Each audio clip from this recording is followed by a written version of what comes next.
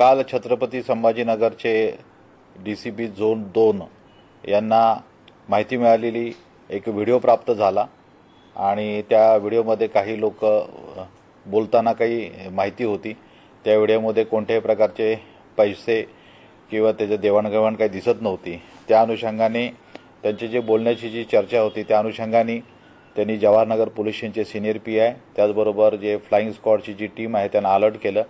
Flying squad आणि जवाहरनगरचे senior PI हे त्या ठिकाणी गेले, त्या दोन्ही लोकांना ताब्यात घेतलं।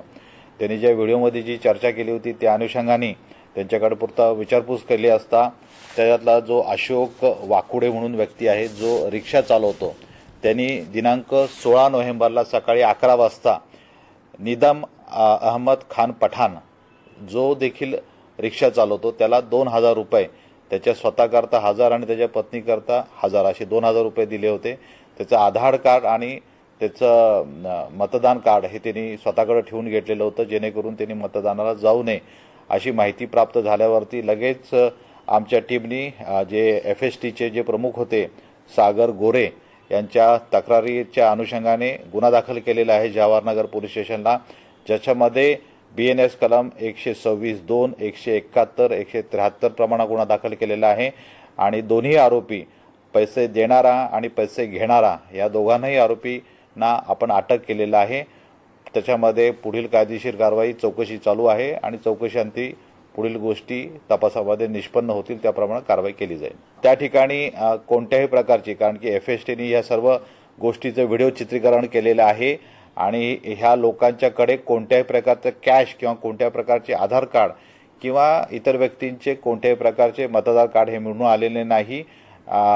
त्याचबरोबर ती ही जी घटना घडलेली होती 16 तारखेला त्या ठिकाणचा देखील पडताळणीने तपासणी केलेली आहे। कोणत्याही प्रकारची कॅश किंवा रक्कम ही त्या दोन्ही आरोपींकडे मिळालेली नाहीये।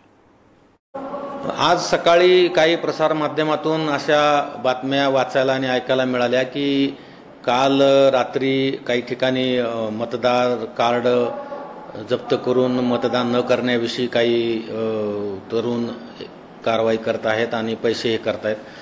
रात्री जेव्हा तक्रार प्राप्त झाली CBJLवर आणि टेलिफोनिक, त्याच्यानंतर तातडीनं आमची FST टीम आणि पोलीस विभागाचे अधिकारी यांनी तातडीनं स्पॉटवर व्हिजिट करून जो जुना एक व्हिडिओ कुठेतरी व्हायरल झाला होता त्यामध्ये चर्चा झालेली होती त्याच्या अनुषंगानं पूर्ण चौकशी केली, तपासणी केली।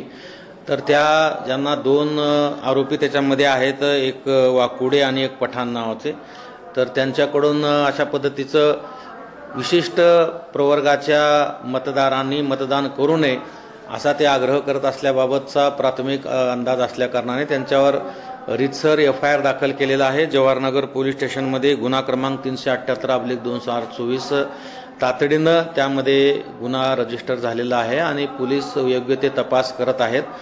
प्रत्येक तक्रारीची आम्ही तातडीने दखल घेतो आहोत, परंतु त्यामध्ये काही अफवा अशा पसरत आहेत की त्या ठिकाणी पैसे होते, पैसे वाटप करत होते, काही जप्त केले, काही पैसे सोडून दिले वगैरे वगैरे काही चर्चेला उधाण आलेलं आहे। परंतु आमची FST टीम त्या ठिकाणी होती। संपूर्ण कारवाई ही व्हिडिओग्राफमध्ये झालेली आहे, त्या ठिकाणी कुठलाही पैसा आढळलेला नाही आहे।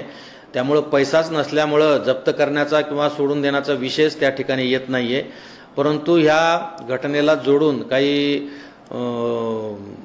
स्वतः रचित अशा काही घटना अफवेच्या माध्यमातून व्हायरल करून एक संभ्रमाचं वातावरण निर्माण होण्याचं वातावरण सध्या झालेलं आहे।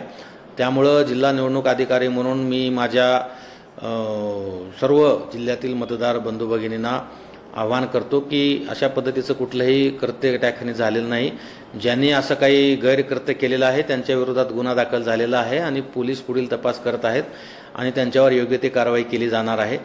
आपण कुठल्याही अफवेला बळी न पडता, कुठल्याही प्रलोभनाला बळी न पडता निर्भयपणे मतदान करावं असं माझं सर्व मतदारांना विनम्र आव्हान आहे।